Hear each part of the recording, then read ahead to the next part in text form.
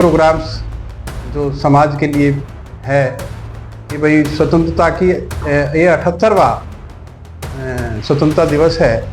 78 साल से जो हम देश में चल रहा है, जो पहली सरकारें आई उन्होंने हमारे देश के इतिहास को ही गुप्त रखने की कोशिश की। संहार हुआ था, उसमें लाखों लोगों का नरसंहार हुआ था। उन्हें पता है जिनके घर उजड़ गए, जिनके माँ बाप खत्म हो गए, जिनके बच्चे खत्म, जो तख्ता पलट हुआ उसमें कहा ये तख्ता पलट ये हिंदुस्तान में भी हो सकता है। कैसी सोच रखते हैं नेता।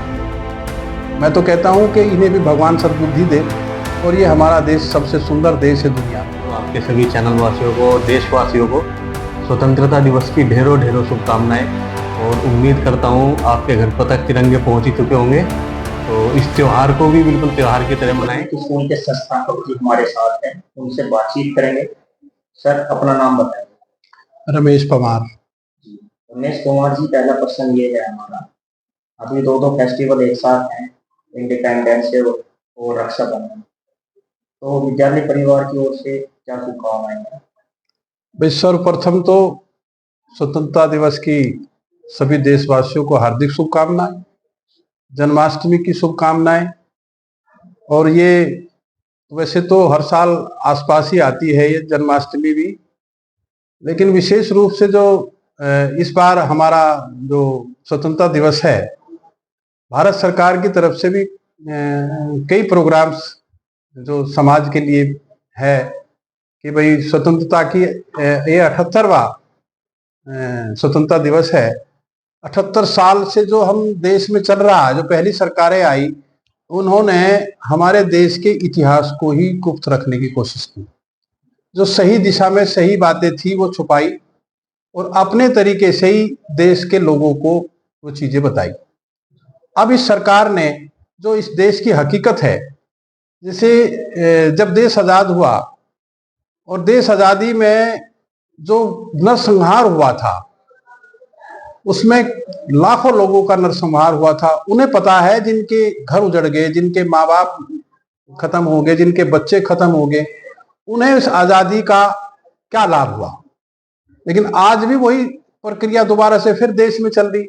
आज कुछ देश के जो विपक्ष का अपना पॉजिटिव रोल करना चाहिए देश में विपक्ष को, वो विपक्ष का पॉजिटिव रोल ना करके अब कुछ लोगों ने, नेताओं ने, अभी आपने सुना होगा बांग्लादेश में जो तख्ता पलट हुआ उसमें कहा ये तख्ता पलट ये हिंदुस्तान में भी हो सकता है। कैसी सोच रखते हैं नेता। मैं तो कहता हूं कि इन्हें भी भगवान सद्बुद्धि दे और ये हमारा देश सबसे सुंदर देश है दुनिया में। हमारा जो धर्म है, जो जिस धर्म के आधार पे हमारा देश है, उस धर्म में कभी किसी का बुरा नहीं चाहता और हम चाहते हैं कि ऐसा ही हमारा देश आगे बढ़े और हमारे देश के नेता जो आने वाली जनरेशन है उन्हें दिशा दे और ये देश संपन्न तरीके से आगे बढ़े। यही शुभकामनाओं के साथ में हमारा धन्यवाद। सरकार ने जो पहल की है तो ठीक की है सर, हर घर तिरंगा। सर, तिरंगा वो पहचान है जो हर देश को की पहचान कराता है तिरंगा। ये 3 रंग जो हमारे देश के तिरंगे में है, जो हरा रंग है वो हमारी हरियाली को, हमारी खुशहाली को प्रदर्शित करता है। श्वेत रंग जो बीच में है इसमें वो हमारे सुख शांति को करता है और जो केसरिया रंग है वो हमारे देश के मनोबल को और हमारी ताकत को प्रदर्शित करता है। तो घर घर तिरंगा होगा। तिरंगे को देख के आदमी के अंदर जो जुनून पैदा होता है, एक भावनात्मक रूप से हर व्यक्ति के दिमाग में ये बात होती। पहले तिरंगा घर पे नहीं फहराया जाता था, सिर्फ सरकारी संस्थानों पे फहराया जाता था। ये सरकार की देन है कि घर घर तिरंगा की परमिशन सरकार ने दी और ये एक तरह से सुंदर देश दिखाई देता है। जो तिरंगा जब घर पे टंगता है, लगता है तो बड़ा अच्छा लगता है। रक्षाबंधन पर्व पर क्या है? देखिए, रक्षाबंधन हमारे देश के जितने भी त्योहार है वो एक तरह से अपने आप में एक मैसेज रखते हैं और एक तरह से फॉर्मेलिटी के रूप में जैसे जैसे देश आगे बढ़ रहा, तरक्की बढ़ रही है, ऐसे ही ऐसे हमारे जो परंपराएं हैं वो उन पर ध्यान लोग कम दे रहे हैं। रक्षाबंधन का मतलब ये था कि रक्षाबंधन से ये एक बहन अपने भाई को रक्षा सूत्र बांध के ये श्योर करती थी और भाई उसे ये श्योर करता था कि वो फ्यूचर में उसे किसी भी दिक्कत को नहीं आने देगा और उसकी रक्षा करेगा। यही रक्षाबंधन का अर्थ था। लेकिन अब जैसे जैसे रक्षाबंधन आएगा, जैसे जैसे त्योहार आते हैं, उनमें थोड़ा सा हमें और जागरूक होने की जरूरत है। हमारे इन चीजों को प्रसार में लाने की जरूरत है। तो सुंदर त्योहार है, भाई बहन का संबंधों का त्योहार है, बड़ा सुंदर त्योहार है। जैसे ग्रामीण क्षेत्र में आपने विद्यालय खोला है और बच्चों के भविष्य के लिए आप निरंतर प्रयास करते हैं, तो क्या कुछ कहना चाहते हैं? हाँ सर, बहुत अच्छा सवाल आपने करा। सच बात यह है कि हमने 98 में इस विद्यालय की नींव रखी थी। और 98 की मैं बात करूं तो हमारा जो क्षेत्र है उसमें यहाँ एक इक्का दुक्का स्कूल इंग्लिश मीडियम का था। शामली में स्कूल, 2-3 स्कूल थे बस। पूरे इससे पहले पूरे डिस्ट्रिक्ट में एक ही स्कूल हुआ करता था, होली एंजल मुजफ्फरनगर में सर। और जब हमने 98 में स्कूल खोला यहाँ पे, तो ये इस गांव के लिए, मेरे लिए नहीं है, मुझे तो एक रोजगार की जरूरत थी, मैंने रोजगार के हिसाब से ये स्कूल खोला। लेकिन गांव के और इस क्षेत्र के लिए बड़ा एक तरह से बड़ा बेनिफिशियल है ये, क्योंकि बच्चे इंग्लिश मीडियम में पढ़े, ये सबके बस की बात नहीं है। अगर यही एजुकेशन लेने के लिए यहाँ से 15 किलोमीटर 20 किलोमीटर शामली या दूसरी जगह जाना पड़े, तो उनका ट्रांसपोर्ट खर्चा भी बढ़ता है और वो उनकी फीस स्ट्रक्चर भी हमारे से कई गुना ज्यादा है। तो मैं समझता हूँ कि एसडी पब्लिक स्कूल राजहड़ इस क्षेत्र में एक तरह से स्वर्णिम अवसर लोगों को है, जो सस्ते में और नजदीक में और एक तरह से जो चरित्र संबंधी, डिसिप्लिन संबंधी और एजुकेशनल। हमारा स्कूल एजुकेशन में लास्ट ईयर टॉप 10 में था हमारा बच्चा, और इस बार हमारा टॉप 3 में स्कूल है। जो 12th में हमारे 96.4% आदित्य बेनीवाल ने नंबर लिए, जो एक तरह से सराहनीय है। और इस क्षेत्र में मैं समझता हूं कि हम यही सेवा करते रहे समाज की। हम अपने आप को भी एक तरह से गौरवान्वित महसूस करते हैं, कोशिश करते हैं कि बेस्ट से बेस्ट स्कूल में देने की कोशिश करें। तो अंत में क्या कहना है सर आपका? सबसे मेरा यही कहना है कि सबसे पहले तो गार्जियंस को और समाज को अपने बच्चों पे ध्यान विशेष रूप से देना है, उनके चरित्र संबंधी निर्माण पे, उनके फिजिकल निर्माण पे। आजकल क्या हो रहा है कि फिजिकल बच्चों पे बहुत कम है। बच्चों को कोशिश ये होनी चाहिए कि वो फिजिकल फिट रहे, वो डाइट उसकी अच्छी हो, माँ बाप उसका ध्यान दे। एक स्वस्थ शरीर में ही एक स्वस्थ मस्तिष्क का निर्माण होता है सर। मैं गार्जियंस को सबको मेरा यही निवेदन है, यही मेरी प्रेरणा है कि भाई सब लोग इस बात पे समझे कि बच्चे को अच्छे से खाना दे, चरित्रवान बनाने के लिए दे और आध्यात्मिक बातों पे भी ध्यान दे। यही हम कर सकते हैं, यही करना हमारे लिए जरूरी है। तो अंत में सर प्रश्न आपसे ये है, पूरा क्षेत्र छोड़ने के बाद में आपने विद्यालय का निर्माण यहाँ पे क्यों किया?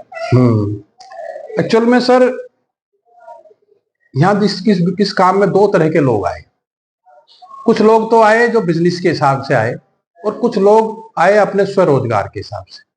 हमने जब ये स्कूल शुरू किया 98 में, हमें स्वरोजगार की जरूरत थी, और स्वरोजगार को हमने महत्व रखते हुए अपने स्कूल की स्थापना की। ये अपना गांव है। हमने ये भी सोचा कि हम जो कर सकते हैं अपने गांव के लिए, इस मिट्टी के लिए हम क्या कर सकते हैं। ये सबसे सुंदर हमें काम लगा, और इसी काम को करते हुए हम आगे बढ़ रहे हैं। और यही हमारी भगवान से शुभकामनाएं, भगवान से हमारा आशीर्वाद बना रहे कि हम आगे भी भविष्य में भी अच्छे से अच्छे शिक्षा देने का काम करें, और हमें भगवान शक्ति दे। यही हमारी भगवान से प्रार्थना है।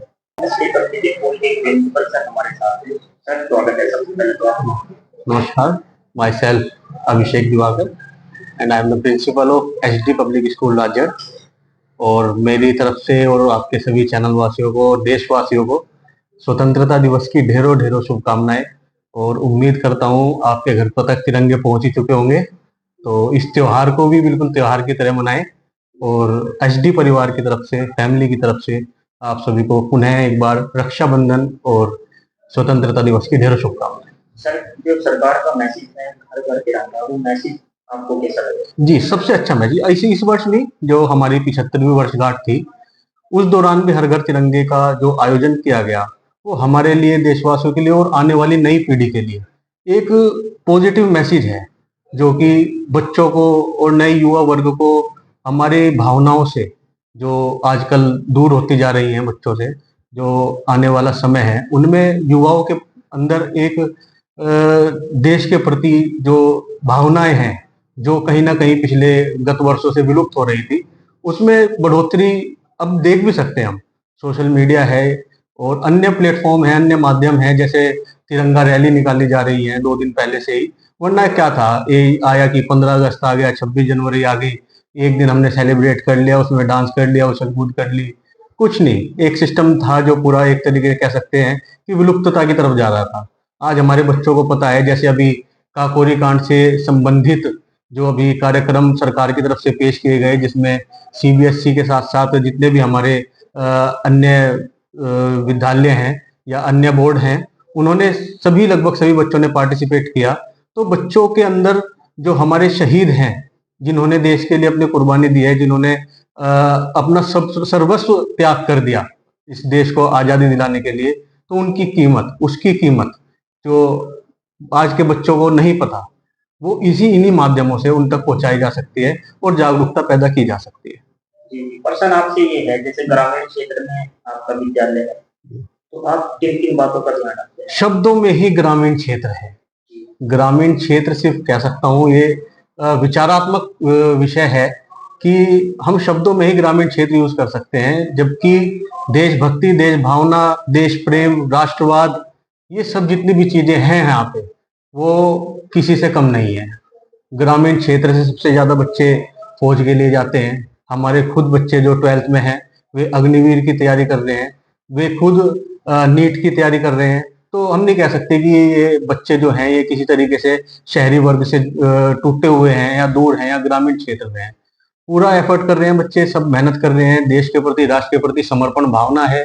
ये आने वाले हम 2 दिन जो हमारे कार्यक्रम विद्यालय आयोजित करेगा, उसमें हम खुद भी देख सकते हैं। रक्षाबंधन पर्व पर क्या कहना चाहते हैं? रक्षाबंधन तो प्रेम का पर्व है। सभी देशवासियों के लिए बहुत बहुत फिर से वही बात, शुभकामनाएं। और चाहता हूँ और चाहता रहूंगा कि सभी मिलजुल के प्रेम भावना से, देखो रक्षाबंधन एक बंधन है जो सिर्फ जिससे हमने राखी बंधवाई उसके लिए नहीं, बल्कि जितनी भी समाज में हमारी बहनें हैं, छोटी बच्चियां हैं, उनकी सुरक्षा के लिए हम प्रण ले सकें, ताकि कि हम उनकी सुरक्षा करनी है, हम उनकी जिम्मेदारी उठानी है, ताकि आने वाला जो समाज है एक सभ्य समाज की तरफ बढ़ सके, ना कि नकारात्मक जो हमारी सोच है उस पर हमारा फोकस ज्यादा बढ़े, और आने वाला युवा वर्ग सीखे इन चीजों से कि इन पर्व का महत्व क्या है, इन पर्व की आवश्यकता क्यों है।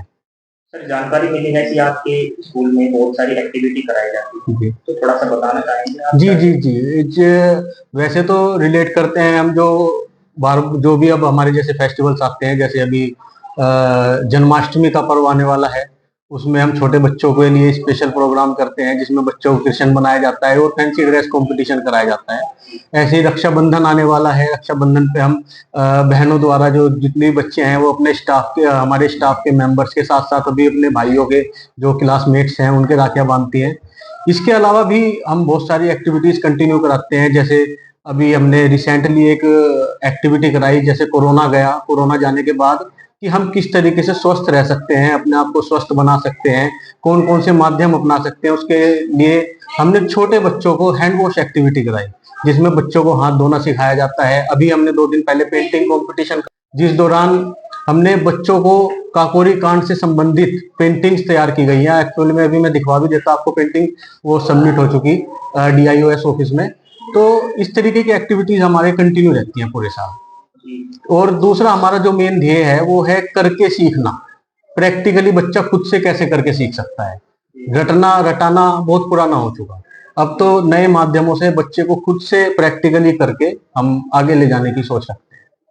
और इसका परिणाम भी था, इस वर्ष हमारा जो कक्षा 12 का रिजल्ट रहा, उसमें हमारे बच्चा था जिसने जिले में 4th स्थान प्राप्त किया। तो 96.4% मार्क्स उसके थे 12th में हमारे डिस्ट्रिक्ट में। तो ऐसे ही रिजल्ट हमारे प्रतिवर्ष आते रहते हैं। क्षेत्र में आप बच्चों के भविष्य को निखारने का काम कर रहे हैं। बिल्कुल सर, हमारा ध्येय भी यही है कि हम कैसे इन बच्चों को ऊपर ले जा सकें। तो जो हाई स्कूल और इंटरमीडिएट के बच्चे हैं, उनके लिए क्या मैसेज है हमारे? हाई स्कूल और इंटरमीडिएट के बच्चों के लिए मेरी तरफ से सिर्फ एक ही मैसेज है कि परीक्षा को और सिलेबस को देख के घबराना नहीं है, मेहनत करनी है, एफर्ट करना है, परिणाम निश्चित रूप से आपके पक्ष में होगा। और मन लगा के अपनी पढ़ाई करनी है और साथ में थोड़ा बहुत अपना समय खेल कूद को भी अवश्य दें, जिससे आपका माइंड भी रिलीफ होता रहे और पढ़ाई पे भी आपका मन लगा रहे।